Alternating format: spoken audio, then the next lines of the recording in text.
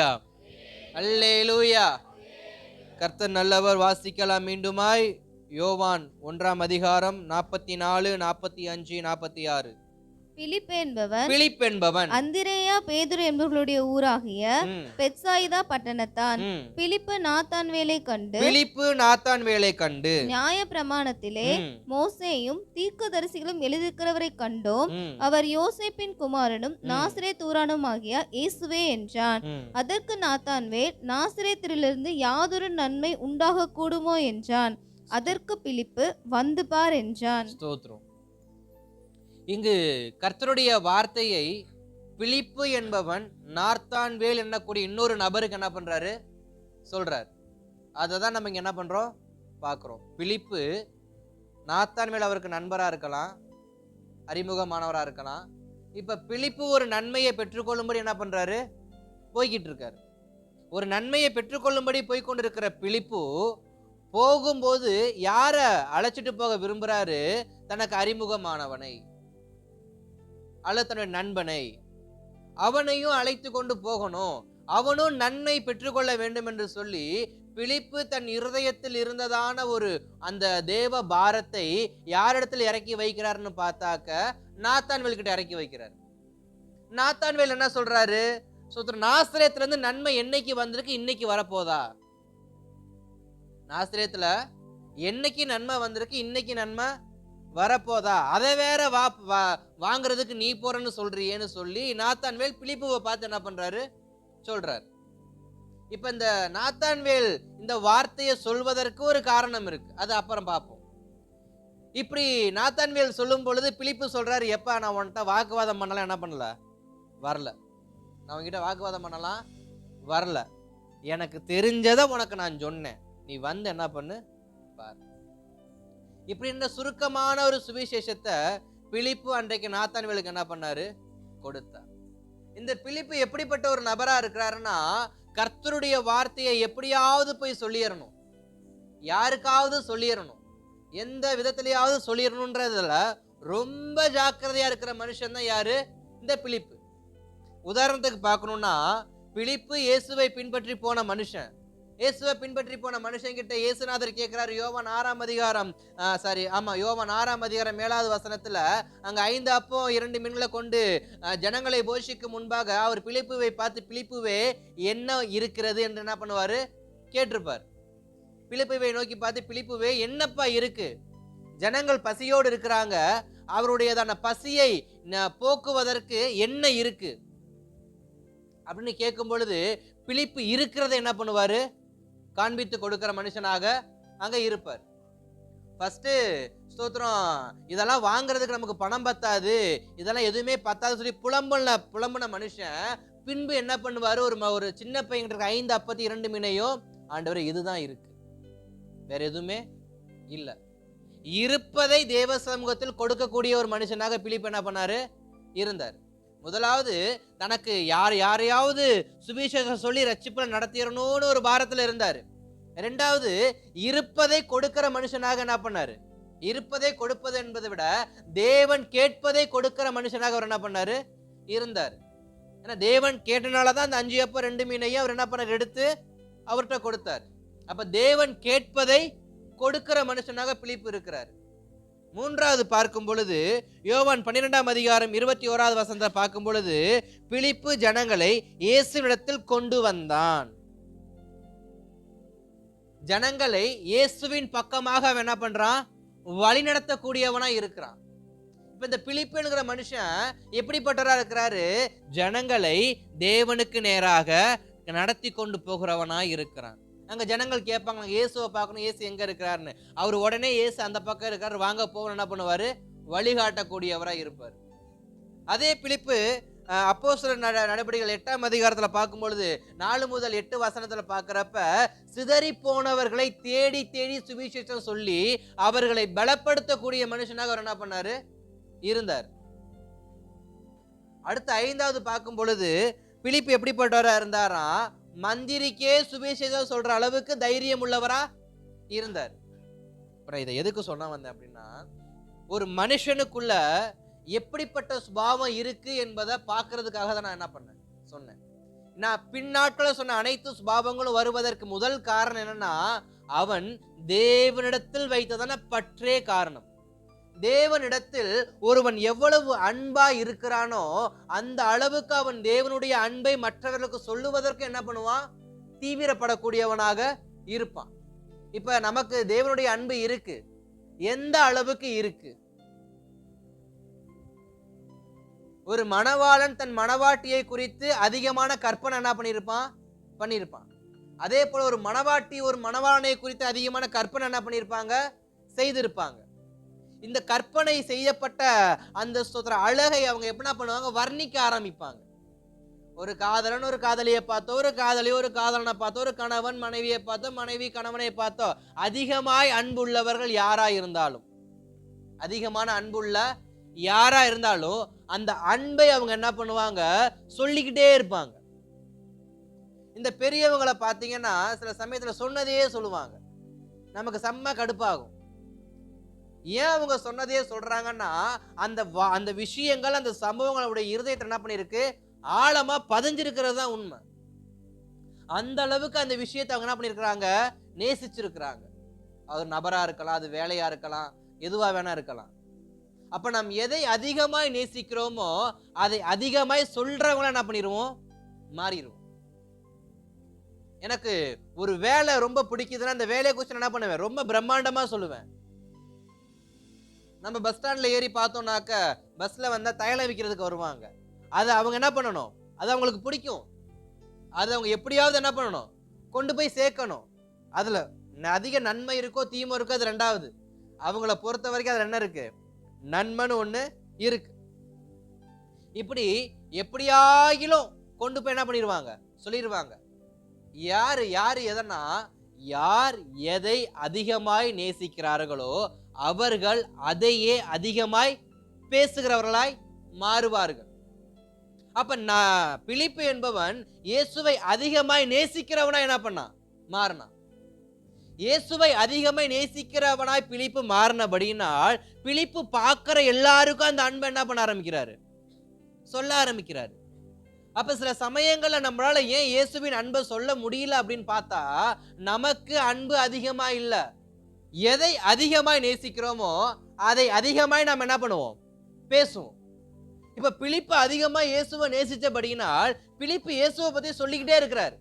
அவருக்கு என்ன சொல்றதுன்னு தெரியல, அதான் உண்மை.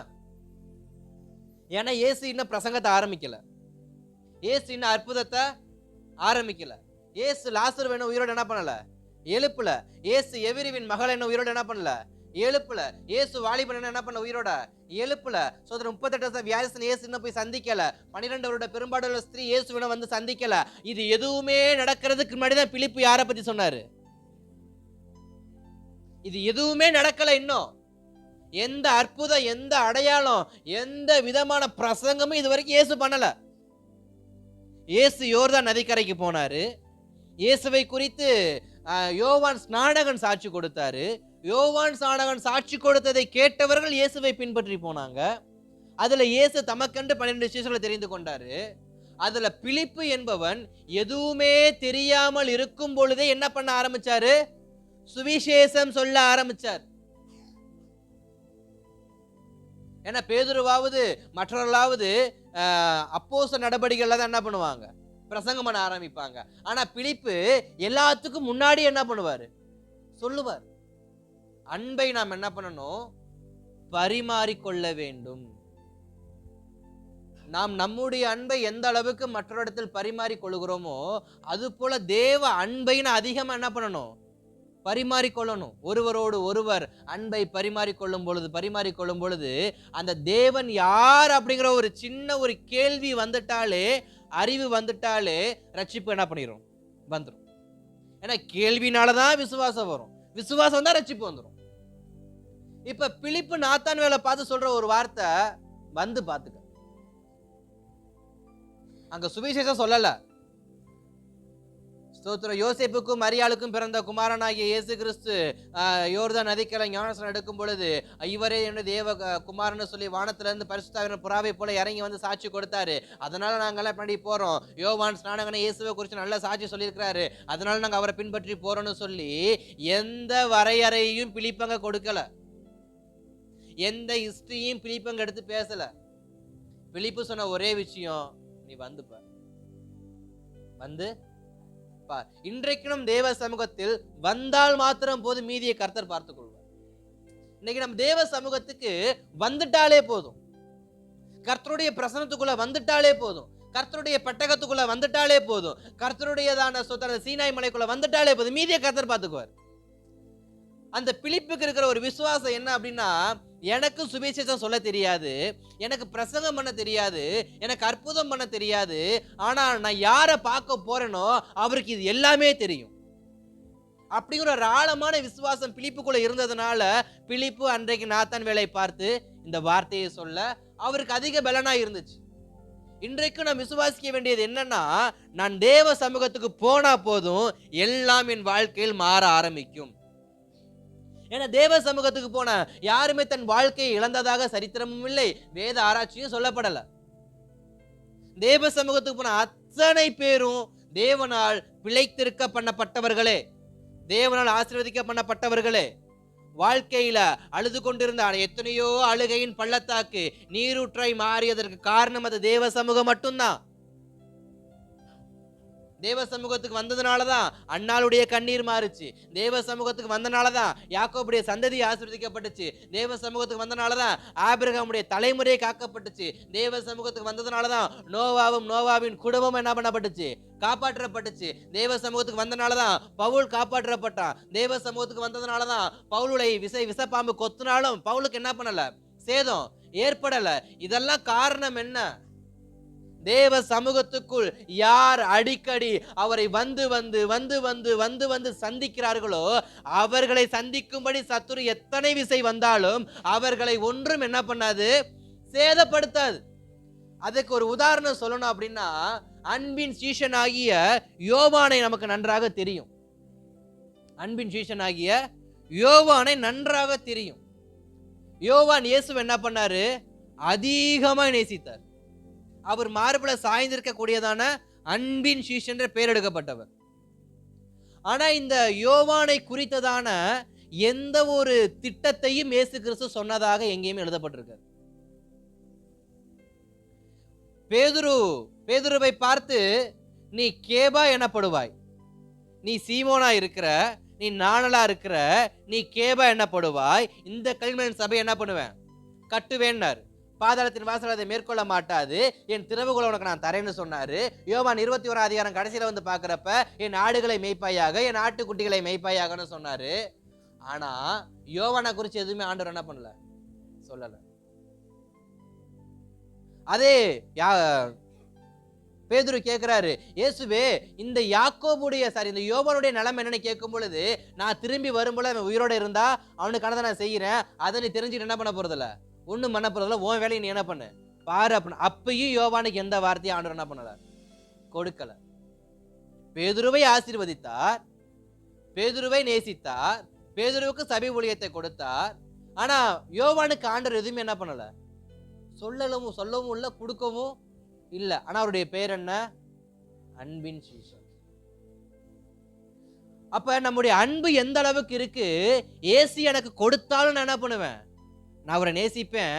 அவர் எனக்கு எதுவுமே கொடுக்கலனாலும் நான் அவரை என்ன பண்ணுவேன், நேசிப்பேன். 12 சீஷர்கள் இருந்தாங்க. 12 சீஷர்களை 12 பேரும் பிரசித்தமான ஊழியம் பண்ணாங்க. ஆனா யோவான் மட்டும் அவருடைய கடைசி காலத்துலதான் ஊழியம் பண்ணார்.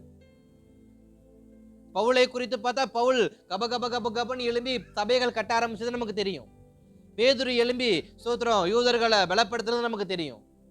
இப்படி பிலிப்பு கந்தாகிய மந்திரிக்கு அற்புதம் செஞ்சது நமக்கு தெரியும். எல்லாருமே அற்புதங்கள் அடையாளங்கள் எங்கேயோ ஒரு பக்கம் செஞ்சுக்கிட்டு இருக்கிறாங்க. ஆனா யோவானை குறித்து மட்டும் அவன் அற்புதம் செஞ்சதாகவும் சொல்லப்பட்டிருக்காது, அவன் பிரசங்கம் பண்ணதாகவும் சொல்லப்பட்டிருக்காது, அவர் கைகளை வச்சு ஜெபிச்சாரு, பரிசுத்த ஆவியானவர் இறங்கினாருன்னு சொல்லப்பட்டிருக்காது, அவர் தேவாலயத்துல பிரசங்கம் பண்ணாருன்னு சொல்லப்பட்டிருக்காது. ஆனா அவருக்கு பேர் மட்டும் என்ன, இந்த அன்பு தான் நமக்கு வேணும். இந்த தேவ அன்பு தான் நமக்கு வேணும். பேதுரு இயேசு 2வது முறை நேசிப்பையான்னு கேட்கிறப்பதான், 3வது முறை நேசிப்பையான்னு கேட்டப்பதான் ஆமா ஆண்டவரே ஆமா ஆண்டவரேன்னாரு. ஆனா யோவான் கிட்ட அவர் இந்த வார்த்தையை கேட்கவே இல்லை. ஏன்னா யோவானுக்கு கொடுத்தாலும் அவனை நேசிப்பான், அவனுக்கு நான் எதுவுமே கொடுக்கலாலும் என்னை அவன் என்ன பண்ணுவான், நேசிப்பான். யோவானுக்காக பேதுரு வக்காலத்து வாங்கி பேச வந்தாலும், நான் யோவானை சத்தப்பட்டாலும் யோவான் என்ன பண்ண மாட்டான், அதை பெருசா எடுத்துக்க மாட்டான். என்ன ஆண்டவரே நீங்களும் சொல்ல மாட்டீங்க, அவங்கிட்டையும் சொல்ல மாட்டீங்க, என்கிட்டையும் சொல்ல மாட்டீங்க, நான் மட்டும் எதுக்கு சீசனா இருக்குன்னு சொல்லி அவன் என்ன பண்ண மாட்டான், என்னை கோவிச்சுக்கிட்டு போக மாட்டான், என்னை பின்பற்றி கொண்டே இருப்பான். அதனாலதான் அவனுக்கு என்னை ரொம்ப பிடிக்கும். அவனுக்காக ஒரு திட்டம் நான் என்ன பண்ணிருக்கிறேன், வச்சிருக்கிறேன். என்ன பேதுருட்ட அதான் சொல்லுவார், நான் அவனுக்கு ஒரு நாள் வச்சிருக்கிறேன், அது நடக்குதோ நடக்கலையோ அது 2வது, அது உனக்கு தேவையில்லாத உன் ஊழியத்தை மட்டும் நீ என்ன பண்ணு, பார்த்தா போதும், அடுத்த ஊழியத்தை என்ன பண்ணாத, பார்க்காத அப்படின்னு சொல்லி அங்க சொல்லியிருப்பார். ஆனா அந்த யோவானை கொண்டு போய் சிறைச்சாலை கொண்டு போய் என்ன பண்ணுவாங்க, வைப்பாங்க. சாக மாட்டார். அவருடையதான ஒரு பாத்திரத்துல எண்ணெயை ஊத்தி அதுல அவரை தூக்கி போடுவாங்க, சாக மாட்டார். என்னென்னமோ சித்திரவதை பண்ணி பார்த்தாங்க அவரை, அவர் சாகல. இதன் மத்தியிலேயே அவர் எப்படிப்பட்டவரா இருக்கிறாரு, அன்பாகவே இருக்கிறார். ஏன் இதை சொல்றேன்னா, இந்த சம்பவங்கள் எல்லாம் முடிஞ்சதுக்கு அப்புறமா இந்த யோவானை என்ன பண்றதுன்னு தெரியாம கொண்டு போய் பத்மு தீவுல போட்டாங்க. பத்மு தீவு முழுக்க சுண்ணாம்பு கற்கள் நிறைஞ்சதா இருக்கும். அந்த சுண்ணாம்பு கற்கள் நம்முடைய கண்கள் என்ன பண்ணும், பார்வை மங்க பண்ணும். அந்த சுண்ணாம்பு நம்முடைய சுவாசத்தை அடைக்கும். அந்த சுண்ணாம்பு நம்முடைய சரீரத்துக்கு அதிக விதமான கேடு விளைவிக்கும். அப்படிப்பட்டதான அந்த சுண்ணாம்பு, அந்த கற்கள் நிறைந்ததான அந்த பத்மு தீவுல கொண்டு போய் யோவானை வச்சுட்டாங்க. ஆனா யோவான் அங்கேயும் நேசிக்கிறாரு. அதனாலதான் வெளிப்படுத்தல் எழுதும் பொழுது பத்மு தீவிலே யோவானுக்கு வெளிப்படுத்தப்பட்டதான சுவிசேஷம் எழுதப்பட்டிருக்கும். யோவானுடையதான முக்காவாசி வாழ்க்கை, முக்காவாசி இல்ல 90% வாழ்க்கையில யோவானுக்காக ஆண்டவர் எதுவுமே செய்யல. யோவானுக்காக ஆண்டவர் எதுவுமே செய்யல. யோவானுக்காக எந்த இடத்துலயும் அவருக்கு சர்டிபிகேட் கொடுக்கல. ஆனா யோவான் தன்னுடைய வாழ்க்கையின் 90% கர்த்தருக்கு கொடுத்தார். ஏன்னா 10% அவர் ரட்சிப்புக்கு முன்னாடி போயிருச்சு. அவர் ரட்சிக்கப்பட்டதுக்கு பிற்பாடு 90% தன் வாழ்க்கையை அவர் தேவனுக்கு கொடுத்தார். அதுலயும் அவருடைய வயசு படி பார்த்தாலும் 90 வயசு வரைக்கும் தேவன் அவரை பயன்படுத்தவும் கிடையாது. அவரை கொண்டு சுவிசேஷம் சொல்ல வைக்கவும் கிடையாது. எதுவுமே செய்ய கிடையாது. ஆனா எல்லாம் முடிஞ்சு ரைட்டு, இன்னும் கொஞ்ச நாள், அண்ணா 5 வருஷம் 10 வருஷம் இயற்கை எழுதிருவோன்னு சொல்லி யோவா நினைக்கும் பொழுது ஒரு தூதன் இறங்கி வரார். இது உனக்காக வெளிப்படுத்தப்படும்படி, உனக்காக மட்டுமே தேவன் இத்தனை ஆண்டுகளாக மறைத்து வைத்த ரகசியம்னு சொல்லி ஒரு புஸ்தகத்தை கொடுக்கிறார். ஒரு காட்சியை காண்பிக்கிறாரு. இப்ப இதை எழுது அப்படிங்கிறாரு. 90 வயசுல எழுத முடியுமா? பேனா பிடிக்க முடியுமா? இன்னைக்கு 40 வயசுலயே கட கட கடன்னு ஆடுது. குளிர் வந்தா கட கட கடன்னு ஆடுது. குளிர் காலத்துல பேனா பிடிச்சி எழுத முடிய மாட்டேங்குது. ஆனா 90 வயசுல இந்த மனுஷன் உட்காந்து என்ன பண்றாரு, அவருக்கு வெளிப்படுத்தப்பட்டத அது வரைக்கும் அவர் தேவனிடத்தில் எப்படிப்பட்டவரா இருக்கிறாரு, அன்பா இருக்காரு. எதற்கு சொல்றேன்னா, என் அன்பு எவ்வளவு எவ்வளவு அதிகமாய் தேவ சமூகத்துல இருக்கோ அவ்வளவு அதிகமாய் நான் தேவனை குறித்து பேச ஆரம்பிப்பேன். நான் தேவனை குறித்து சொல்ல ஆரம்பிப்பேன். சுவிசேஷம் சொல்லுவதற்கு லகுவான வழி என்னன்னா, நான் எந்த அளவுக்கு தேவனை நேசிக்கிறேங்கிறத பொறுத்து தான் என் வாயிலிருந்து சுவிசேஷம் வெளிப்பட ஆரம்பிக்கும். ஒரு இயேசுவை அதிகமா நேசிக்கிறவனா இருந்தா சுவிசேஷம் சொல்லுமா? அரசியல் தலைவரை நேசிக்கக்கூடியவங்க அவங்களை குறித்து பேசிக்கிட்டே இருப்பாங்க. சினிமா ஆக்டரை நேசிக்கிறவங்க பேசிக்கிட்டே இருப்பாங்க. இயேசுவை நேசிக்கிறவங்களும் இயேசுவை பேசிக்கிட்டு தான் இருப்பாங்க. சரி, இருக்கட்டும். கர்த்தர் நல்லவர். எங்கேயோ ஓடிடுச்சு கொஞ்ச நேரத்துக்குள்ள. ஸ்தோத்திரம். அல்லேலூயா. கர்த்தர் நல்லவர். நாம் எவ்வளவாய் தேவனை நேசிக்கிறோமோ அவ்வளவாய் தேவ அன்பு நம்ம இடத்துல அதிகமா வெளிப்படும். இப்ப நாத்தான்வேல் சொல்லுகிற ஒரு வார்த்தை என்னன்னா, நன்மை நடக்குமா நடக்காதா? என்ன நன்மை நடக்க போகுது? இந்த நாசரேத்தை குறித்து நமக்கு ஒரு சின்ன ஒரு விளக்கம் நான் சொல்லிட்டு நான் ஓடிடுறேன். நாசரேத் என்பது எப்படிப்பட்ட ஊர் அப்படின்னா, மோசேயினுடைய பிரமாணத்தை ஃபாலோ பண்ணக்கூடியது. மோசேயினுடையதான பிரமாணத்தை ஃபாலோ பண்ணக்கூடியவங்க. நன்மை வரும்னு மேசியா வருவார்னு எதிர்பார்க்கிறவங்க. அவங்க அநேகர் வந்து தங்களுடையதான முடியை வந்து வெட்டாமலே நசரே விருது எடுத்ததுனாலே என்னமோ அந்த ஊருக்கு நாசரேத் என்ற பேர் வந்துச்சுன்னு சொல்லி சில ஆராய்ச்சியாளர்கள் என்ன பண்றாங்க, சொல்றாங்க. அப்ப அந்த தேசம் முழுக்க எப்படிப்பட்டதா இருக்கு? நல்ல பக்தியா இருக்கு, நல்ல பக்தியா இருக்கு. ஆனா அவங்களுக்கு எந்த நன்மை இது வரைக்கும் என்ன பண்ணதில்ல, வந்ததில்லை. பக்திமானா இருக்கிறாங்க, ஸ்தோத்திரம், நசரேய விருதை எடுத்து வாழ்றாங்க, மிக மிக தேவனுக்காக வைராக்கியமா இருக்கிறாங்க. ஆனா அவங்களுக்கு எந்த அற்புதமும் என்ன பண்ணல, நடக்கல. ஏன்னா நாசரேத்ங்கிற ஊர் வந்து அன்றைக்கு இருந்த அந்த ரோம் பேரரசுல அது ஒரு பகுதியில் என்ன பண்ணப்பட்டிருக்கு, ஒதுக்கி வைக்கப்பட்டதா இருக்கு. அவங்களுடையதான ரோம்ல இருந்து புறப்படக்கூடிய எல்லா நன்மைகளுமே மத்தியத்துக்கு, வடகிழக்குக்கு, வடமேற்குக்கு வருமே தவிர நாசரேத்தை நோக்கி என்ன பண்ணாதான், அது பிரயாணிக்காதான். அதனால நாசரேத் ஊர் என்ன எப்படிப்பட்ட ஊரா இருக்கு, ஒரு டெவலப் ஆகாத வில்லேஜாவே என்ன பண்ணுது இருக்கு. இன்றைக்கு நம்ம ஊர்ல வில்லேஜ் கூட என்ன பண்ணிருக்கு, டெவலப்பான வில்லேஜா இருக்கு. ஆனா நாசரேத் எப்படிப்பட்ட வில்லேஜா இருந்துச்சா, டெவலப்பே ஆகாத வில்லேஜா இருந்துச்சு. அந்த ஊருக்குன்னு இது வரைக்கும் எந்த ஒரு நன்மையான ஆசீர்வாதமும் வந்தது கிடையாது. அரசாங்கத்திலிருந்து நன்மை வந்தது கிடையாது, தேவ தூதர்களும் இறங்கி வந்தது கிடையாது, ஊழியக்காரங்களும் எழும்புனது, இப்படி பல விதமான குழப்பங்கள் நாசரேத்துல நன்மை கிடைக்காம இருந்திருக்கிறாங்க. இன்றைக்கு நாமும் நம்முடைய வாழ்க்கையில அநேக ஜெபத்துல உட்கார்ந்துருப்போம், உபவாசத்துல உட்கார்ந்துருப்போம், ஆனா நன்மை மாத்திரம் எனக்கு என்ன பண்ணல, கிடைக்கலன்னு காத்திருப்போம். நான் எல்லாமே செய்துட்டேன், நான் ஜெபிச்சுட்டேன், நான் உபவாசிச்சுட்டேன், நான் ஒப்பு கொடுத்துட்டேன், நான் பொருத்தனை பண்ணிட்டேன், நான் எல்லாமே செய்து முடித்துட்டேன், ஆனா எனக்கு நன்மை மாத்திரம் என்ன பண்ணல, கிடைக்கலன்னு சொல்லி ஒரு விரக்தியில என்ன பண்ணிடுவோம், உட்கார்ந்துருவோம். ஆனா இங்க நாத்தான்வேல் வந்து விரக்தியில சொன்னாரு சொல்லப்படல, அவர் நடைமுறையை சொல்றார். எப்பா பிலிப்பு, உனக்கே தெரியும் எதுவுமே நடந்ததில்லை, சும்மான்னு போய வேலையை பார்த்துட்டு அப்படின்னு என்ன பண்றாரு, அப்படி சொல்றாரு. இன்றைக்கும் நம்முடைய வாழ்க்கையில இப்படி பல எதிர்பார்ப்புகள் மத்தியில எதுவுமே நடக்காம நம்முடைய வாழ்க்கை என்ன பண்ணுது, ஒரு படகு போயிட்டே இருக்கு. எனக்கு நன்மை வருமா, வந்தா என்ன வராட்டி என்ன, வருஷம் ஆகி போச்சு, நானும் அரை கிளவி முக்கா கிளவி ஆயிட்டேன், நன்மை நடந்தா என்ன நடக்காட்டேன், நான் சாரால் சொன்ன மாதிரி நானே கிளவி ஆயிட்டேன், என் கர்ப்பமும் செத்து போச்சு, நீ புள்ள பிறந்தா என்ன, புள்ள பிறக்காட்டி எனக்கு என்ன அப்படின்னு என்ன பண்ண சிரிக்க ஆரம்பிச்சிட்டாங்க. ஆபிரகாமும் கேட்டாரு, என்னையெல்லாம் நான்லாம் புள்ள பெத்தனா ஊரனை என்னையா சொல்லும், இந்த கிழவனை பத்தி அந்த கிழவனுக்கு இருக்கிற கொழுப்புன்னு இந்த ஊரனையை பார்த்து சிரிக்குமே அப்படின்னு சொல்லி இவங்க ரெண்டு பேரும் சொல்லிட்டு இருக்கிறாங்க. ஆனா கர்த்தர் இதை பத்தி எல்லாம் யோசிக்கல, அவர் கொடுக்கணும்னு நினைச்சாருன்னா கொடுப்பார். அப்ப இதுவரைக்கும் நான் உங்களை பின்பற்றினேன், எனக்கு நன்மை நடக்கலன்னு ஆபிரகாமும் சாராலும் தேவனிடத்துல விரக்தி என்ன பண்ணல, காண்பிக்கல.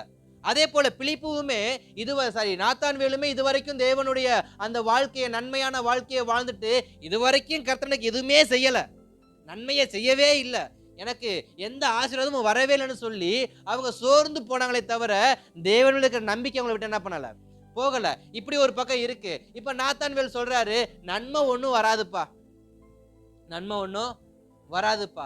ஏன்னா இன்றைக்கு ஜெபத்துல அதிக மிஞ்சினவர்க சொல்ற ஒரு வார்த்தை என்ன வார்த்தைன்னா, நான் சொல்றதுதான் என்ன பண்ணும், நடக்கும், நான் சொல்லாம எதுவுமே நடக்காது. கர்த்தர் தம்முடைய தீர்க்கதரிசிக்கு தான் எதையும் மறைக்க மாட்டாருன்னு சொன்னாரே தவிர கர்த்தர் எல்லாத்தையும் சொல்லி என்ன பண்ணல, சொல்லல.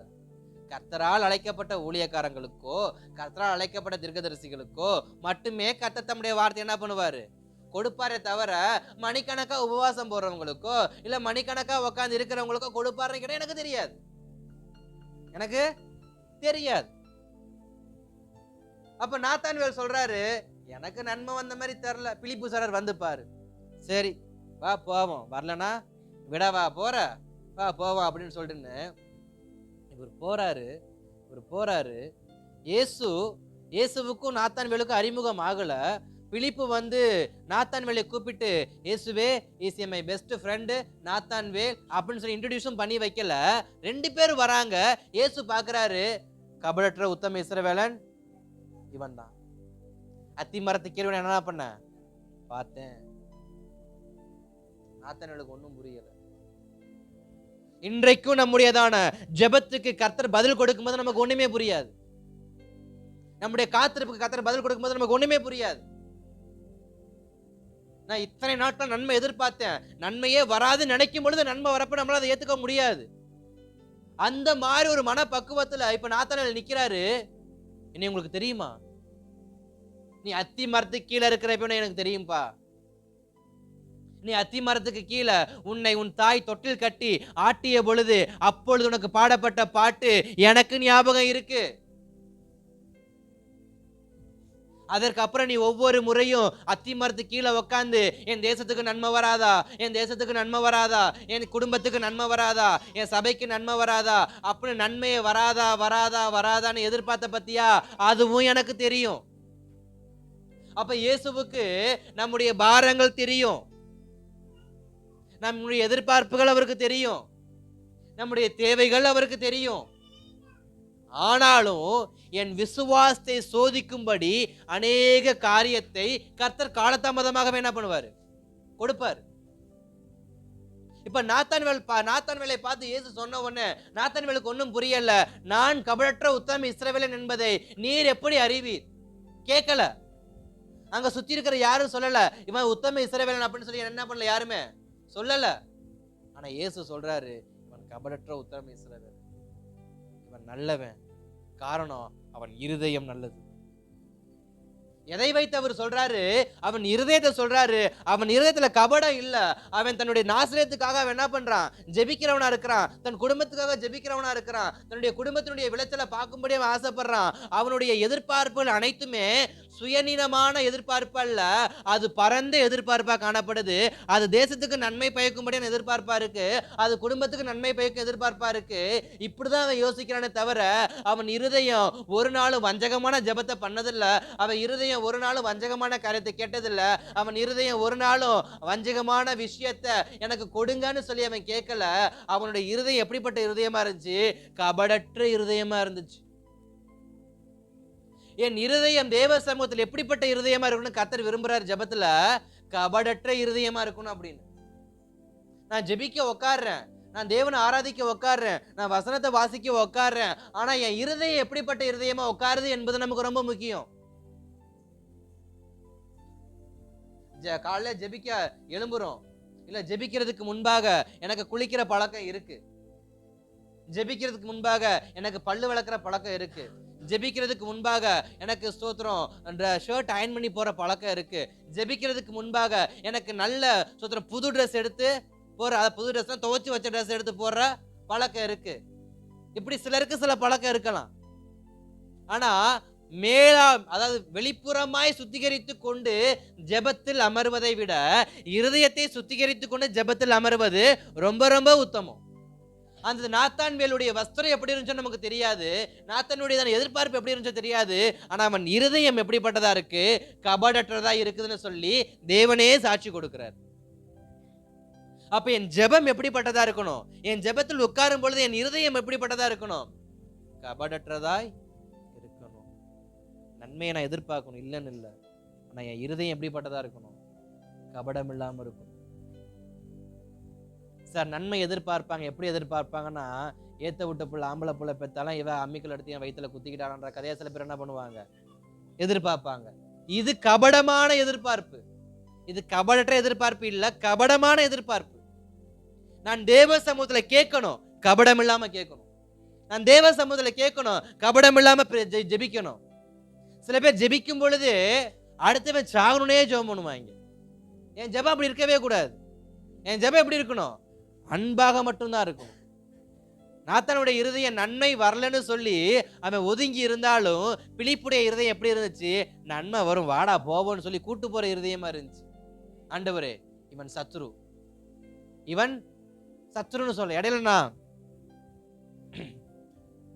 எனக்கு தெரிஞ்ச ஒரு உறவினர்கிட்ட நான் பேசுறப்ப எல்லாத்தையும் விசாரிக்கிறப்ப ஒருத்தர் அவங்களுக்கு ரொம்ப நெருக்கமானதை வச்சு நான் விசாரிச்சேன். அதுக்கு அவங்க சொன்ன ஒரு வார்த்தை, அவனை பத்தி என்கிட்ட கேட்காதீங்க, அவனை பத்தி அவன் சத்துரு, அவன் குடிகாரன், அவனை பத்தி என்கிட்ட பேசாதீங்க, என்கிட்ட கேட்காதீங்க, அவன் நல்லவனே கிடையாது, அவனை நாசமா போகணும். யாரு? விசுவாசி சொல்ற வார்த்தை. சபைக்கு போற விசுவாசி சொல்ற வார்த்தை. இந்த வார்த்தை அம்பட்டும். நல்லவனை பத்தி கேளு, கெட்டவனை பத்தி என்கிட்ட கேட்காத, நான் பேச மாட்டேன். அதுக்கு ஒரு வசனம் சொல்றாங்க, இயேசுவை தான் நோக்கி பார்க்கணும், ரட்சிக்கப்படணும் மட்டும் தான் நோக்கி பார்க்கணும், நல்லவனத்தை தான் பேசணும், சபைக்கு போறவன்ட்ட தான் பேசணும். அவன் சத்துரு, அவன் துஷ்டன், அவன் குடியாரன், அவனை பத்தி பேசாதீங்க. எனக்கு ஒன்றும் சொல்ல, நான் சிரிச்சிட்டு கம்முன்னு ஆயிட்டேன். வசனம் சொல்லி சத்துருவை சிநேகிங்க அப்படின்னு. இந்த மாதிரி சொல்றாங்க சத்துருவை வெறுத்துட்டு வந்துடும் அப்படின்னு. சத்துருக்களை சிநேகிங்கன்னு வார்த்தை இருக்கு, உன் சத்துருக்களை சிநேகிங்கன்னு இருக்கு. ஆனா இவங்க சொல்ற வார்த்தை அந்த ஆளை பத்தி என்கிட்ட கேட்காது. இந்த ஆத்மா ஜெபித்தா கர்த்தர் பதில் கொடுப்பாரா? கொடுப்பாரு. எப்படி கொடுப்பாரு? எனக்கு அந்த ஆத்மா யார் தெரியுமா? அவங்க வீட்டுக்காரர் தான்.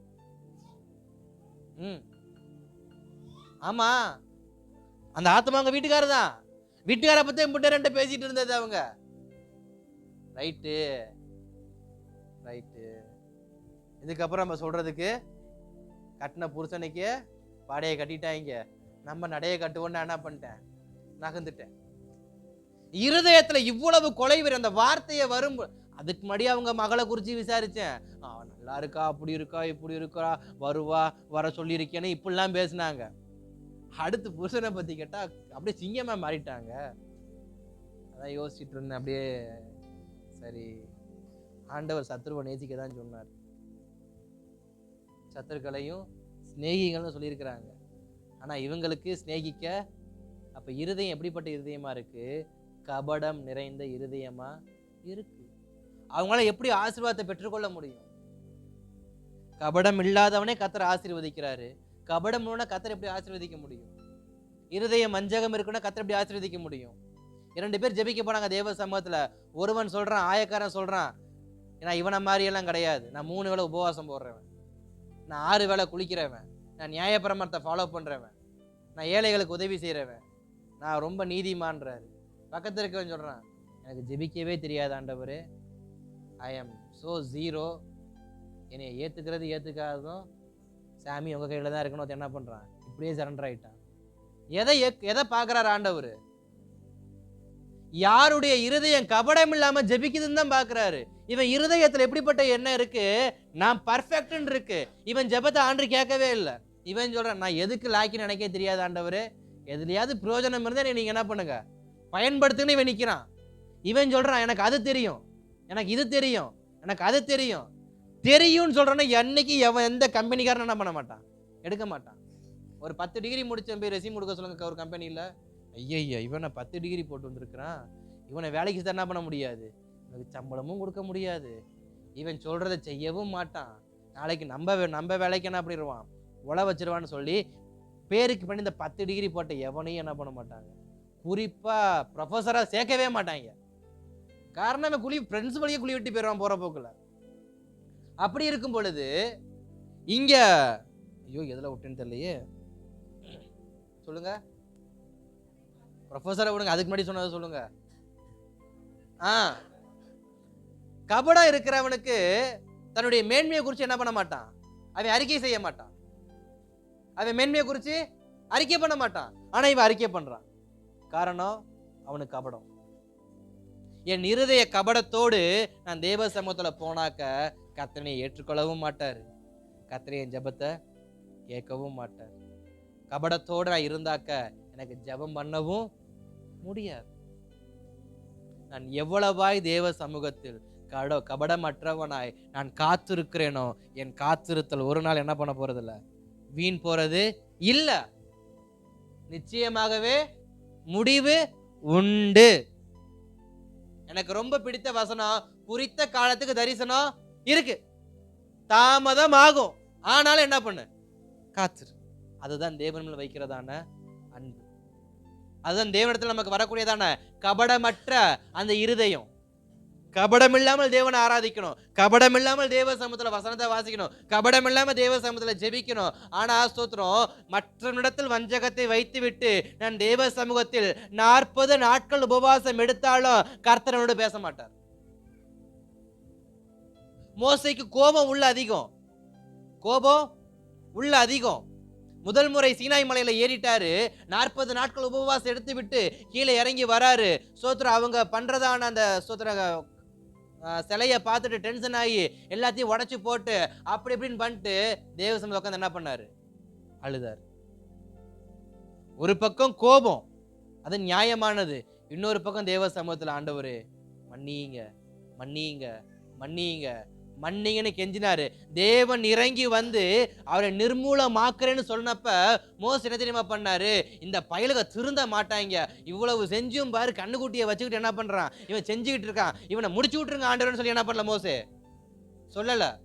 மோசே பண்ண ஒரே ஒரு ஜெபம் என்னன்னா, என் பெயரை கிறுக்கி போடாலும் கிறுக்கி போடுங்க ஆண்டவரே, இவங்க மேல உங்க கை என்ன பண்ணக்கூடாது, உங்களுடையதான சோதரம் கோபம் என்ன பண்ணிடக்கூடாது, எழும்பிடக்கூடாதுன்னு சொல்லி மோசே பரிந்து பேசினாரு. யாருடைய இருதயம் கபடமற்றதா இருக்கு? மீரியாவும் ஆரோனும் மோசே அவ்வளவு செஞ்சு அவங்களுக்கு விரோதமா என்ன பண்ணாங்க, நின்னாங்க. ஓன்ட்டத்தான் ஆண்டவர் பேசுவாரா, என்கிட்ட பேச மாட்டாரா? ஆனா இவங்களுக்காக யார் அங்க போய் நிக்கிறா? தேவ சமூகத்துல மோசே நிக்கிறார். இவங்க ஜெயிக்கணுன்றதுக்காண்டி மோசே சீனாய் மலையில நிக்கிறாரு. இவங்க ஆசீர்வதிக்கப்படுறதுக்காண்டி மோசே போய் நிக்கிறாரு. யாருடைய இருதயம் கபடமற்ற இருதயமா இருக்குன்னா மோசேயுடைய இருதயம் தான். கோபக்காரன் தான், ஆனா இருதயத்துல கபடம் கிடையாது. ஆத்திரக்காரனுக்கு புத்தி மட்டும்னு ஊரு சொல்லும், ஆனா மோசே அப்படி கிடையாது. அவன் கோபக்காரன் தான், மோசே கோபக்காரர் தான், ஆனா கபடம் இல்லாத ஒரு கோபக்காரன், கபடம் இல்லாத ஒரு கோபக்காரன். சில பேர் சொல்லுவாங்க, படபடன்னு பேசுற வீரத்தில் என்ன பண்ண வைக்க மாட்டான், எதையுமே வச்சுக்க மாட்டான். ஆனா உம்முன்னு இருக்க என்ன பண்ண மாட்டான், கழுத்தறுத்தாலும் வாயை திறக்க மாட்டான். ஆனா அவன் வாயை திறந்தானா ஊரே என்ன பண்ணிடுவான், தூக்கி உள்ள போட்டுருவான் பண்ணுவான். அது ஒரு பக்கம் இருக்கட்டும், நமக்கு தேவை. அப்ப என் இருதயம் கபடம் இல்லாமல் தேவ சமூகத்தில் இருக்கும் என்றால் எனக்கு வர வேண்டிய நன்மையை கர்த்தர் நிச்சயமாய் கொடுப்பார். எனக்கு வர வேண்டிய நன்மையை கர்த்தர் நிச்சயமா கொடுப்பார். நன்மையை பெற்றுக்கொள்வதற்கு ஒரு ஆகச்சிறந்த ஷார்ட்கட் என்னன்னா, என் இருதயம் கபடம் இல்லாமல் இருக்கும். என் இருதயம் கபடம் இல்லாமல் இருக்கும். இந்த கபடம் என்பது தேவனுக்கோ எனக்கோ கிடையாது, எனக்கும் மற்றவர்களுக்கும், எனக்கும் மற்றவர்களுக்கும். நான் யாரையும் வஞ்சிக்க கூடாது, நான் யாரையும் பொறாமையா பார்க்கக்கூடாது, நான் யாரையும் எரிச்சலோடு பார்க்கக்கூடாது. நான் யாருக்கும் வஞ்சகமான செயலை செய்யக்கூடாது. என் இருதயத்துல நல்லா இருக்கட்டும்ன்ற வார்த்தை மட்டுமே நல்லா வரணும். சில பேர் நல்லா இருக்கியான்னு கேட்கறதுலயே 4 விதமா என்ன பண்ணுவாங்க. நல்லா இருக்கியான்னு கேட்கிறவன் இருக்கான், நீலாம் நல்லா இருக்கியான்னு கேட்கிறவனும் இருக்கத்தான் செய்யலாம். எனக்கு பொண்ணுக்கு நல்லபடியா கல்யாணம் பண்ணி முடிச்சிட்டேன்னு கேட்கவனும் இருக்கான், உன் பொண்ணுக்கு கல்யாணம் முடிஞ்சிருச்சான்னு கேட்கிறவனும் இருக்கான். அதனால கேட்பது வேறு, இருதயத்தில் கபடம் இருக்கதா இல்லையான்னு மட்டும்தான் கர்த்தர் என்ன பண்றாரு. சில பேர் ரொம்ப விசாரிப்பாங்க தீவிரமா, அப்படியா இப்படியான்னு. ஆனா ஏன் கேட்கறான், எது கேட்கறான்னு அவனுக்கு மட்டும்தான் தெரியும். நல்லா இருக்கணும்னு கேட்கறானா இல்ல இவெல்லாம் நல்லா இருக்கிறானேன்னு கேட்கறானு நமக்கு என்ன பண்ணாது, தெரியாது. அதனால என் இருதயம் கபடம் இல்லாமல் இருக்கும் என்றால் எனக்கு வர வேண்டிய நன்மையை கர்த்தர் கொடுத்துருவாரு. நல்ல உதாரணம், ஆபிரகாமுக்கு 90 வயது ஆனாலும் சரி, சாராளுக்கு 90 வயது ஆனாலும், ஆபிரகாமுக்கு 100 வயது ஆனாலும், ஆபிரகாம் ஒரு நாளும் யாருக்கும் கபடமான காரியத்தை செய்யவே கிடையாது. லோத்து தன்னை விட்டு பிரிந்து போனான் என்று சொல்லியும், லோத்து வந்து செத்து போட்டுன்னு சொல்லி ஆபிரகாம் என்ன பண்ணல, ஜோமன்ல யோபுவை சோதன் குமார் ராஜாக்கள் பிடிச்சிட்டு போயிட்டான்னு தெரிஞ்ச உடனே தன்னோட இருக்கிற 318 பேரை கூட்டிக்கிட்டு யுத்தம் பண்ண போனவர் தான் ஆபிரகாம். அவர்கிட்ட கபடம் கிடையாது. செத்தான் சாகுறான், பயபுல ரொம்ப அநியாயம் பண்ணிட்டான், அவன் செத்து போட்டோம் அப்படின்னு சொல்லல. என்னுடைய மகன்னு சொல்லி போய் யுத்தம் பண்ணி கூட்டு வந்தார். தூதர்கள் சொல்றாங்க, நான் சோதம் குமார் அழிக்க போகிறேன் அப்படின்னு சொல்றப்ப ஆபிரகாமுக்கு ஞாபகம் வருது, ஐயோ என் பையன் அங்கதானே இருக்கிறான். பரிந்து பேச ஆரம்பிக்கிறார். கபடம் இல்ல, செத்தா சாகுன்னு சொல்லி என்ன பண்ணல, விடல.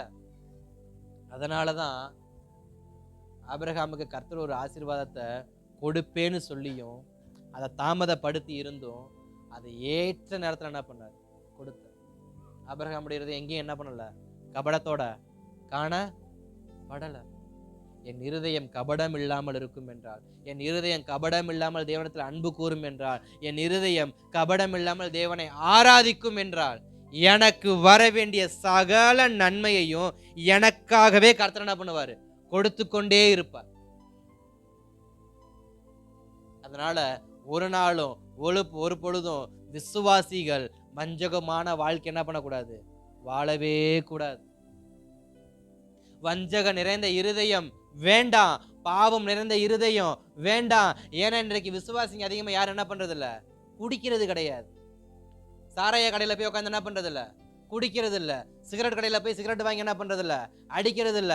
பான் பிராக்கு கஞ்சான்னு என்ன பண்றது இல்ல, போறது இல்ல. ஆனா இதுலெல்லாம் தேறினவங்க எதுல முழுக்க முழுக்க தீவிரமா இருக்கிறாங்கன்னா, குறை சொல்றதுலயும் பொறாம பண்றதுலயும் இதுலதான் முழுக்க முழுக்க தீவிரமா இருக்கிறாங்க. வியாதியஸ்தனை சுகப்படுத்திடலாம், குடிகாரனை சுகமாக்கிடலாம். இருதயத்துல வஞ்சகமா இருக்கனா காலம் முழுக்க என்ன பண்ண முடியாது, திருத்தவே முடியாது. அப்படிப்பட்ட ஒரு பயங்கரமான பாவம் இன்றைக்கு சபைகளுக்குள்ள என்ன பண்ணுது, இருக்கு. அல்லேலூயா. இன்றைக்கு சபையில குறித்து மனந்திரும்புன்னு பிரசங்கிக்க காரணம் என்ன? பாவத்துல இருந்தா, சரக்கு பாட்டில இருந்தா. சர்ச்சுக்குள்ள இருக்கவன் தான் குடிக்கிறது கிடையாது, குடிக்கிறவன் சர்ச்சுக்கே வர்றது கிடையாது, ரெண்டாவது விஷயம். ஆனாலும் ஏன் சபைக்குள்ள மனந்திரும்பு பிரசங்கம் வருது? ரட்சிக்கப்படு ஏன் பிரசங்கம் வருது? எலும்புன்னு ஏன் பிரசங்கம் வருது? நான் பாவத்தை விட்டுட்டேன், என் சுபாவத்தை என்ன பண்ணல, விடல. வெளியரங்கமான பாவத்தை விட்டேன், உள்ள இருக்கிற சுபாவத்தை என்ன பண்ணல, விடல. உள்ள இருக்கிற என் சுபாவத்தை நான் என்ன மாத்திக்கல, உள்ள இருக்கிற என் கோபத்தை என்ன அடக்கல. என் கோபத்தை இன்னும் நான் கட்டுப்படுத்த எனக்கு தெரியல, மரியாதை கொடுத்து பேச தெரியல, மற்றவங்கள மரியாதையா நடத்த தெரியல, மற்றவங்கள அன்பா பேச தெரியல, அன்பு கொடுக்க தெரியல, நேசிக்க தெரியல, கனப்படுத்த தெரியல, விசாரிக்க தெரியல, ஒண்ணுமே தெரியல. நான் கிறிஸ்தவன்னு சொன்னா எவன் நம்புவான்? கோயில இருக்கிற ஐயர் கூட தான் குடிக்காம இருக்காரு, ஆமாவா இல்லையா? குடிக்காம இருக்காரு. நிறைய பிராமின்ஸ் இன்னைக்கு சிகரெட் அடிக்கிறது இல்ல, தண்ணி அடிக்கிறது இல்ல, விபச்சார வேசனம் பண்றது இல்ல, உலக பிரகாரமான பாவம் அவங்க எதுவுமே என்ன பண்றது இல்ல, செய்யறது இல்ல. அதனால அவங்க பரலோகம் போயிருவாங்களா? ஆனா ரட்சிக்கப்பட்டு இயேசுவை ஏற்றுக்கொண்டிருக்கவனும் பரலோகத்துக்கு போக போறது இல்லைன்னா ரெண்டு பேருக்கு என்ன வித்தியாசம் இருக்கு? அவன் இயேசுவை ஏற்றுக்கொள்ளாதனால அவன் பரலோகத்துக்கு போக மாட்டான். இவன் இயேசுவை ஏற்றுக்கொண்டும் இருதயம் முழுக்க வஞ்சகர், இவனும் பரலோகத்துக்கு போக மாட்டான். ஏன்னா தேவன் எப்படிப்பட்டவரை பார்க்கிறாரு? திருக்குள்ளதும் மகா கேடுள்ளமான இருதயத்தை நீ என்கிட்ட கொடு, அதை நான் பியூரிஃபை பண்ணி மறுபடியும் உனக்கு என்ன பண்றேன், நான் கொடுக்கிறேன். மறுபடியும் அதை என்ன பண்ணிடாத, கரையாக்கிறாத. இதுதான் தேவன் எதிர்பார்க்கிறாரு.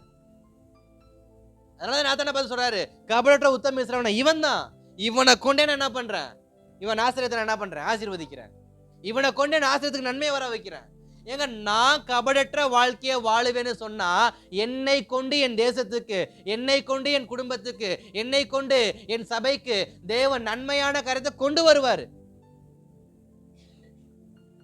தேவ சமூகத்துல காத்திருக்கிற எல்லோரும் கபடற்ற இதயத்தோடு காத்திருந்த நன்மை நிச்சயமா வரும். நிறைய பேருக்கு சோத்திரம் ஜெபம் கேட்கப்படாம போற முக்காவாசி காரணமே இதுதான்.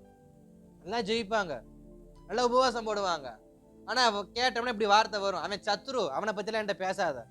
இப்படிப்பட்ட வஞ்சகமான வார்த்தை வர வரைக்கும் நான் ஆசீர்வதிக்கப்பட போறது கிடையாது, எனக்கு நன்மை நான் பெற்றுக்கொள்ள போறதும் கிடையாது. நேசிக்கணும் அன்பாக. ஏன்னா கொரிந்தியர் 13ஆம் அதிகாரத்துல சொல்ற ஒரே ஒரு வார்த்தை, அன்பே பிரதானம். நீ தீர்க்கதரிசியா இருந்துக்க, நீ சுவிசேஷகனா இருந்துக்க, நீ பெரிய பிரசங்கியா இருந்துக்க, நீ பெரிய ஆராதனை வீரனா இருந்துக்க, நீ நல்லா சம்பாதிக்கிறவனா இருந்துக்க, நீ ஆலயத்தை நல்லா கொடுக்கிறவனா கூட இருந்துக்க. ஆனா அன்பு இல்லைன்னா இயேசுவை நேசிக்கிறவங்களுக்கு ஒரே ஒரு அடையாளம், இருதயம் பக்குவப்பட்டவங்களா இருக்கும். கோபத்தை அடக்க தெரியணும், விட தெரியணும், பாவத்தை விட தெரியணும், எனக்குள்ள இருக்கிற தீமையான பாவத்தை விட தெரியணும். இது எதுவுமே தெரியாம நான் கிறிஸ்தவன் ஆனா என் ஜெபத்துக்கு ஆண்டவர் பதில் கொடுக்கலான்னா எப்படி நடக்கும்? கபடற்ற உத்தம இஸ்ரவேலனே, அவன் அப்படிப்பட்டவன் நன்மை வரலன்னு காத்திருக்கிறான். ஆனா அவன் வருவதற்காக கர்த்தர் என்ன பண்ணாரு, காத்து இருந்தாலும் நாத்தானுக்கு தெரியாது. கர்த்தர் நல்லவர். தொடர்ந்து நம் தேவ சமூகத்துல நம் கொஞ்சம் காரியங்கள் நம்ம வேகமா தியானிக்க கர்த்தர் நமக்கு உதவி செய்வார். அல்லேலூயா. ஆமென். நாம் எவ்வளவாய் நேசிக்கிறோமோ அவ்வளவாய் சுவிசேஷத்தை சொல்லுவோம். நாம் எவ்வளவாய் கபடமற்ற வாழ்க்கையை வாழ்றோமோ அவ்வளவாய் நமக்கு வேண்டிய நன்மைகள் நமக்கு வரும். நாம் எவ்வளவாய் கபடமற்ற செயல்பாடுகளை செய்கிறோமோ அவ்வளவாய் நம்மோடு பிறந்தவர்கள் நமக்கு நன்மை செய்வதற்கு வருவாங்க. குடும்பத்தில் இருக்கிறவர்கள்ல எல்லோருமே ஒளிவு மறைவு இல்லாம வாழ்ந்தாங்கன்னா அங்க சண்டை வராது. ஆனா குடும்பத்துல இருக்கிற 5 பேருமே 5 விதமான மறைமுகமான காரியங்களை வச்சுக்கிட்டாக்க குடும்பத்துல ஒற்றுமை இருக்காது, குடும்பத்துல நன்மை இருக்காது. ஏன்னா கபடம் நிறைஞ்சிருக்கும் பொழுது, இருதயம் முழுக்க கபடம் நிறைஞ்சிருக்கும் பொழுது நன்மை எப்படி பெற்றுக்கொள்ள முடியும்? பெற்றுக்கொள்ள முடியாது. அதனால இருதயங்கள் எந்த அளவுக்கு கபடம் இல்லாமல் இருக்கோ அந்த அளவுக்கு என் குடும்பத்தை, என்னை கர்த்தர் ஆசீர்வதிக்க போதுமானவராக இருக்கிறார். ஓபேத்-ஏதோமுடைய வீட்டை ஆசீர்வதிக்க என்ன காரணம்? தாவீது உடன்படிக்கை பெட்டியை தொட்டப்ப கர்த்தர் அடிச்சாரு. ஓபேத்-ஏதோமின் வீட்டை உடன்படிக்கை பெட்டி போனப்ப கர்த்தர் ஆசீர்வதிச்சார். ரெண்டுத்துக்கும் என்ன வித்தியாசம்? ரெண்டுத்துக்கும் என்ன வித்தியாசம்? திருப்பி கொள்ளா 2 சாமுவேல்.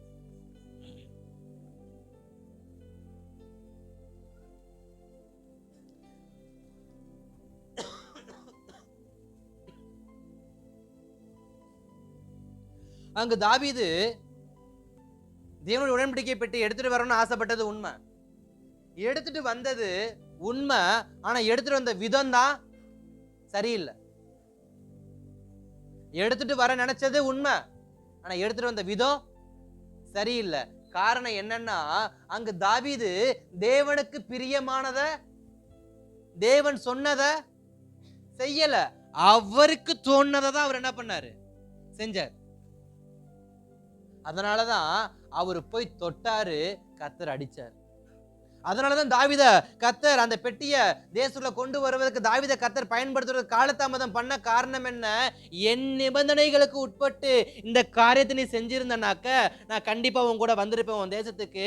ஆனா நீ உன் பலத்தை காட்டும்படி, உன் திறமையை காட்டும்படி, உன்னுடையதான சோதர இருதயத்துல எனக்கு கொடுத்திருக்க இருதயத்தை நீ மற்றவங்களுக்கு காண்பிக்கும்படி நீ செஞ்ச பத்தியா, புதிய ரதத்தை கொண்டு வந்து அதுல காலமாட்டை பூட்டி நீ அதுக்கப்புறம் கொண்டு போய் பெட்டியை வச்சனா நான் எப்படி உன் கூட வருவேன்? கிட்டத்தட்ட தாவீதுக்கு முன்னாடி 1000 பேர் பக்கம், தாவீதுக்கு முன்பாக 1000 பேர் பக்கம் பிபி ஊதிட்டு நாதஸ்வரம் ஊதிக்கிட்டு கத்திர தூச்சிக்கிட்டு போறாங்க. பின்னாடி பெட்டி என்ன பண்றாங்க, ஆரவாரத்தோட கொண்டு வராங்க. சில பேர் சம்பந்தி சீர்வரிசை, தாய்மாமை சீர்வரிசை கொண்டு போறவ பாத்தீங்கன்னா ஊரே கேளு நாடே கேளு என்ன பண்ணுவாங்க, கொண்டு போறது போல அன்றைக்கு தாவீது கர்த்தருடைய பெட்டியை கொண்டு போனாரு. இது யாரை பரணப்படுத்துவதற்கு?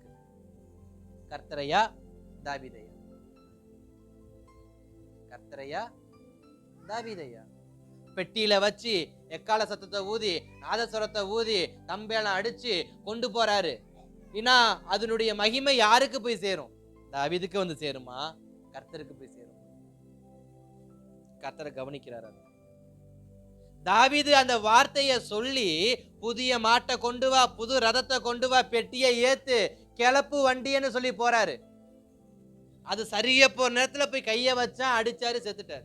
ஆனா ஓபேத்-ஏதோமுடைய வீட்டுக்கு போனப்ப கர்த்தர் ஓபேத்-ஏதோமுடைய குடும்பத்துல யாரையுமே அடிக்கல. இத்தனைக்கு ஓபேத்-ஏதோம் இஸ்ரவேலுடைய சந்ததியை சார்ந்தவனும் கிடையாது. ஓபேத்-ஏதோமுக்கும் இஸ்ரவேலுக்கு எந்த தொடர்பும் கிடையாது. ஆனா ஓபேத்-ஏதோம் கர்த்தருடைய பெட்டிய கபடமற்ற இருதயத்தோடு அவன் ஆராதித்தான். கபடமற்ற இருதயத்தோடு அவன் ஆராதித்தான். அவனுக்கு என்ன செய்யணும்னு தெரியாது, என்ன செய்யணும்னு தெரியாது, எப்படி ஆராதிக்கணும்னு தெரியாது. அதுக்கு மாலை போடுவாங்களா, இல்ல மலர் தூவுவாங்களா, ஊதுபத்தி பொத்தி வைப்பாங்களா, வாழைப்பழம் வைப்பாங்களா, கிடா வெட்டுவாங்களா, எதுவுமே ஓபேத்-ஏதோமுக்கு தெரியாது. ஆனா பயபக்தியோட அதை வச்சுக்கிட்டார். இருதயத்துல பயபக்தியோட அதை வச்சுக்கிட்டார். ஆனா தாவீதுக்கு எல்லாம் தெரியும், ஆனா தற்பெருமை என்ன பண்ணாரு, செயல்படுத்த. அதுக்கப்புறமா தாவீதுக்கு ஞான உதயம் வந்து, இல்ல இதை சுமந்து கொண்டு போக வேண்டிய பெட்டி நான் ஸ்தோத்திரம் மாட்டை வச்சு சுமக்க வச்சுட்டேன், தேவனுடைய பெட்டிய மனுஷன்தான் சுமக்கணுமே தவிர தேவனுடைய பெட்டிய மிருகம் சுமக்க கூடாதுங்கிற அறிவு தாவீதுக்கு வந்ததுக்கு அப்புறமா தான் பெட்டி தாவீதோடு இஸ்ரவேலுக்கு என்ன பண்ணுது, போகுது. அப்ப என்னோடு கர்த்தர் வரணும்னா என் இருதயம் தற்பெருமையற்ற இருதயமா இருக்கணும். என்னோடு கர்த்தர் என் வீட்டுக்கு வரணும்னா, என்னோடு கர்த்தர் என் தேசத்துக்கு வரணும்னா, என்னோடு கர்த்தர் என் குடும்பத்துக்குள் வரணும்னா, என் இருதயம் கபடமற்றதா, என் இருதயம் தற்பெருமையற்றதா, என் இருதயம் தேவனுக்கு முன்பாக சுயநலமானதை சிந்திக்காமல் பொதுநலமான சிந்திக்கக்கூடியதா இருக்கணும். ஓபேத்ஏதோம் அப்படிதான் தேவனை பார்த்தார். இன்றைக்கும் பாருங்க,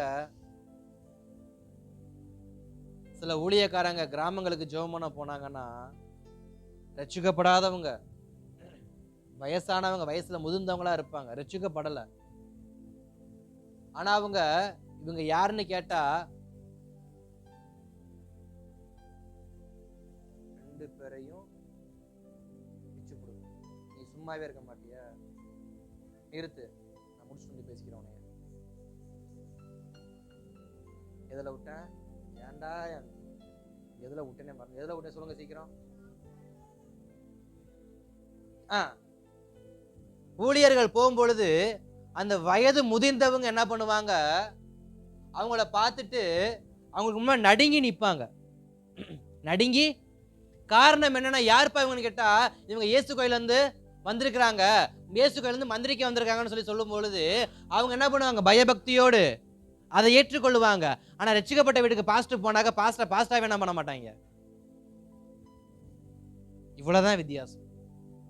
சிம்பிளா சொல்லணும்னா, அன்னைக்கு தாவீது அதை பண்ணாரு, ஓபேத்ஏதோம் இதை பண்ணார். ரட்சிக்கப்படாத வீட்டுக்கு பாஸ்டர் போகிறப்ப அவன் பாஸ்டர் என்ன பண்றான், கனப்படுத்துறான். ஆனா ரட்சிக்கப்பட்ட விசுவாசி வீட்டுக்கு பாஸ்டர் போனாக்க பாஸ்டருக்கு துளியளவு கூட என்ன பண்றது இல்ல, மரியாதை இல்லை. இதே தான் அன்றைக்கு நடந்துச்சு, வீடு ஆசீர்வதிக்கப்படல. அப்ப என் இருதயம் எப்படி இருக்கு, நான் எப்படி இயேசுவை ஏற்றுக்கொண்டு இருக்கிறேன், நான் எப்படி ஆராதிக்கிறேன், கபடத்தோட ஆராதிக்கிறேன்னா இல்லை என்னுடைய பலத்தை நான் காட்டுறேன்னா, எதை நான் காட்டுறேன்?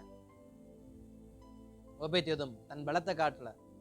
அவர் செல்வ சீமான எனக்கு தெரியாது, ஓபேத்ஏதோம் குறித்து அதிகமான வரலாறு என்ன பண்ணல, சொல்லப்படல. ஆனா அவனுடைய ஆசீர்வாதத்தை சொல்லப்பட்டிருக்கு.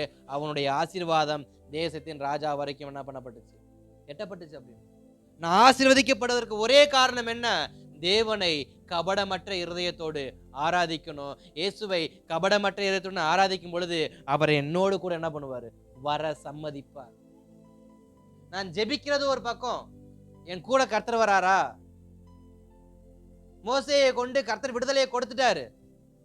மோசேக்கு தெரியும் கர்த்தர் என் கூட இருக்காருன்னு. மோசேக்கு தெரியுமா தெரியாதா?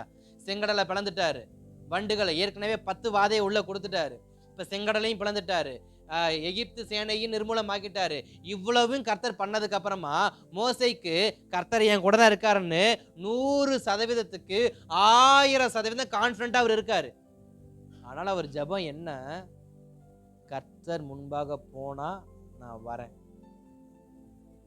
என் கூட கர்த்தர் வந்தா நான் வரேன்.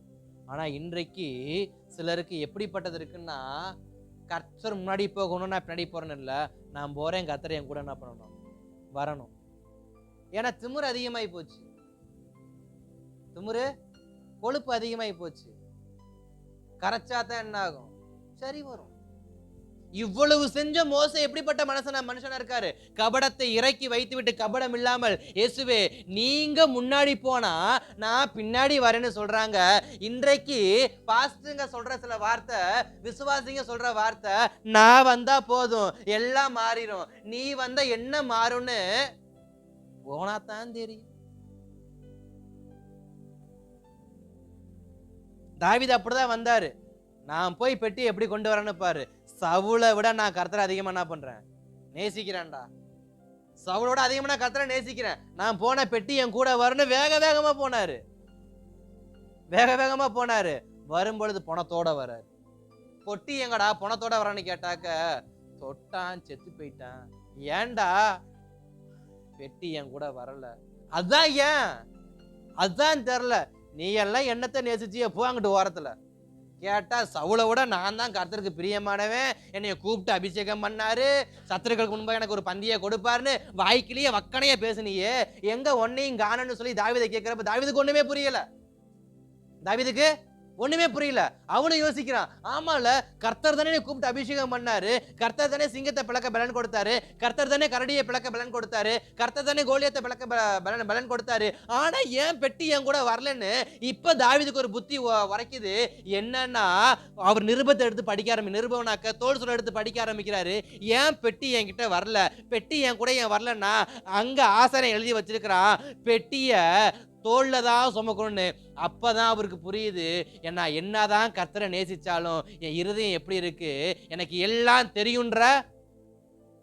தெரியுன்ற அப்படித்தான் இருக்குன்னு சொல்லி அன்னைக்கு புத்தி உரைச்சி பெட்டியை தூக்கிட்டு போறதுக்கு தாவீது என்ன பண்ணாரு, தோல்ல தூக்கிட்டு போறதுக்கு வந்தார். என்னோட கர்த்தர் வரணும்னா நான் எப்படிப்பட்டவனா இருக்கணும், என்னை முற்றிலும் தாழ்த்துறவனா இருக்கணும். எனக்கு எல்லாம் தெரியும் அகம்பாவத்துல இல்ல, எனக்கு ஜெபிக்க தெரியுன்ற அகம்பாவத்துல இல்ல, எனக்கு வேதம் தெரியுன்ற அகம்பாவத்துல இல்ல, எனக்கு எதுவுமே தெரியாதுன்ற அந்த இருதயத்துல இருந்தாலே போதும், கர்த்தர் தூக்கி விட்டுருவார். அப்ப மோசே ஸ்தோத்திரம் அநேகருக்கு முன்பாக உத்தமனா இருக்க என் வீட்டில் எங்கும் உண்மையுள்ளவனு பேர் விட காரணம் என்ன, இருதயம் கபடம் இல்லாம இருந்துச்சு. தாவீது என் இருதயத்துக்கு ஏற்றவனு கர்த்தர் சொல்ல காரணம் என்ன, அவருடைய இருதயம் கபடம் இல்லாம இருந்துச்சு. கபடமா தான் ஃபர்ஸ்ட் இருந்துச்சு, ஆனா புத்தி வந்துருச்சு. அதனால இப்ப தாவீதோட யாரு வரா, பெட்டி வருது, பிரசனை வருது. என்னோட கர்த்தருடைய பிரசனை இருக்கணும்னா என் இருதயம் கபடம் இல்லாம இருக்கணும். என்னோட கர்த்தர் இருக்கணும்னா நான் கபடம் இல்லாம இருக்கணும். என் ஜெபத்துக்கு கர்த்தர் பதில் கொடுக்கணும்னா நான் கபடம் இல்லாம இருக்கணும். என்னை கர்த்தர் ஆசீர்வதிக்கணும்னா நான் கபடம் இல்லாம இருக்கணும். கபடம் இல்லாத இருதயம் கேட்கும் அனைத்தையும் கர்த்தர் தாமதித்தாலும் கொடுப்பார். தாமதம் பண்ணுவார், ஆனாலும் கொடுப்பார். ஆனா தற்பெருமை பிடிச்சவங்களுக்கும், பெருமை பேசுறவங்களுக்கும், மேன்மை பேசுறவங்களுக்கும், எனக்கு தெரியும் அப்படிங்கிறவங்களுக்கும், என்னால இதெல்லாம் செயல்படுத்த முடியாதுங்கிறவங்களுக்கும் கர்த்தர் ஒரு நாளும் ஒரு பொழுதும் தம்முடைய சமூகத்துல வாய்ப்பு என்பதை கொடுக்கிறதே கிடையாது. ஏன் தாவீது கர்த்தர் செகண்ட் சாய்ஸை கொடுத்தாரு தெரியுமா? ஏன் தாவீத மீண்டும் கர்த்தருடைய பெட்டியை தொடர்ந்து கர்த்தர் அனுமதிச்சா தெரியுமா? அவன் இருதயம் முன்பு போல இப்பொழுது இல்ல. முன்பு போல இப்பொழுது இல்ல. முன்பு அவன் இருதயம் கொஞ்சம் திமுறாதான் இருந்துச்சு, அதனாலதான் பெட்டியை கொண்டு போக அனுமதிக்கல. இப்ப அவன் இருதயம் எப்படி தெரியுமா இருக்கு, கபடம் இல்லாம மென்மையா இருக்கிறதுனால இப்ப நான் அவன் கூட போற சம்மதிக்க நான் சம்மதம் கொடுத்ததுனாலதான் என் பெட்டியை தொட அவனுக்கு தைரியம் வந்துச்சு, என் பெட்டியை தோல்ல சுமக்க ஆசனுக்கு தைரியம் வந்துச்சு, என் பெட்டியை தேசத்துக்கு கொண்டு போக தாவீதுக்கு தைரியம் வந்துச்சு அப்படின்னு சொல்லி கர்த்தர் திரும்பி சொல்லுவார். நம்மளை கர்த்தர் ஆசீர்வதிக்கணும்னா ஒரே வழி, முன்பு போல நான் என்ன பண்ணக்கூடாது, வாழக்கூடாது. முன்பு எனக்குள்ள கபடம் இருக்கலாம், முன்பு எனக்குள்ள போட்டி போறாம இருக்கலாம், முன்பு என் இருதயம் வஞ்சகமா இருக்கலாம், முன்பு நான் கூட பிறந்தவனே சபிக்கிறவனா இருக்கலாம், முன்பு நான் பக்கத்து வீட்டுக்காரனை குறிச்சு நான் ரொம்ப ஸ்தோத்திரம் பேசுறவனா இருக்கலாம். ஆனா முன்பு போலயே நான் இன்னைக்கு இருந்தேன்னா நான் ஆசீர்வதிக்கப்பட முடியாது. ஒரு மாற்றங்கள் வேணும். மீண்டும் மாட்டு வண்டி எடுத்துட்டு தாவீது வரல, ஆசாரியனை கூட்டிட்டு தாவீது வந்தாரு. மறுபடியும் மாட்டு வண்டி இல்ல, மறுபடியும் குதிரை வண்டி கிடையாது, ஆசாரியன் வரணும், வந்தாதான் நடக்கணும். தாவீதுக்கு புரிஞ்சிச்சு, தாவீது செயல்படுத்தினார். இன்றைக்கு நம்முடைய வாழ்க்கையில நம் இருதயத்தில் இருக்கிற எல்லா கபடங்களையும் இறக்கி வச்சுட்டு இயேசுவை அதிகமா என்ன பண்ணுவோம், நேசிப்போம். இயேசுவை அதிகமா பிலிப்பு நேசிச்சதுனாலதான் நாத்தானுக்கு சொன்னாரு. பிலிப்பு அதிகமா இயேசுவை நேசிச்சதுனாலதான் ஜனங்களை இயேசுகிட்ட கொண்டு வந்தாரு. பிலிப்பு அதிகமா இயேசுவை நேசிச்சதுனாலதான் செதறி போனவங்களை தேடி போய் என்ன பண்ணாரு, ஆறுதல் படுத்தினாரு. அதே பிலிப்பு தான் கந்தாகிய மந்திரிக்கும் சுவிசேஷம் சொன்னாரு. ஒரு இருதயம் இயேசுவை நேசிக்கும் அப்படின்னா, ஒரு இருதயம் இயேசுவுக்கு முன்பாக உத்தமமா இருக்கும் அப்படின்னா, அந்த இருதயத்தை கர்த்தர் எப்படியெல்லாம் என்ன பண்றாரு, பயன்படுத்துறாரு. நான் ஆசீர்வதிக்கப்பட, நான் நன்மை பெற்றுக்கொள்ள என் இருதயம் கபடம் இல்லாமல். 11 மாதங்கள் வந்துட்டோம். இன்றோடு இந்த மாதம் என்ன பண்ணுது, முடியுது. 11 மாதம் இன்றோடு என்ன பண்ணுது, முடியுது. வரக்கூடிய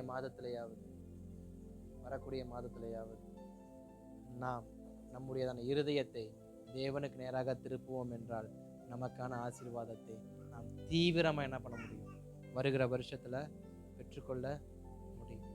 அல்லேலூயா, அல்லேலூயா, ஆமென். ஸ்தோத்திரம், ஸ்தோத்திரம். அதனால நம் இருதயங்கள் எப்படிப்பட்டதா இருக்கணும், தேவனுக்கு முன்பாக கபடம் இல்லாம இருக்கும். தேவ சமூகத்தில் கொஞ்ச நேரம் நாம் யாரும் எழும்பி நின்று தேவ சமூகத்தில், ஆண்டவரே, எங்கள் இருதயங்கள் நார்த்தானை போல நன்மை எதிர்பார்க்கிறோம், ஆனா எங்களுடைய இருதயத்துல கபடம் இருக்கு. நன்மை எதிர்பார்க்கிறோம், எங்க இருதயத்துல பொறாமை இருக்கு. நன்மை எதிர்பார்க்கிறோம், எங்க இருதயத்துல போட்டி இருக்கு. இனி அப்படிப்பட்ட வாழ்க்கையை நான் வாழாதபடிக்கு என் இருதயம் கபடமற்ற இருதயமா இருக்க வேண்டும் என்று சொல்லி, ஆண்டவரே, எங்களை உமது கரத்துல ஒப்பு கொடுக்கிறோம், எங்களை பயன்படுத்துங்கன்னு சொல்லி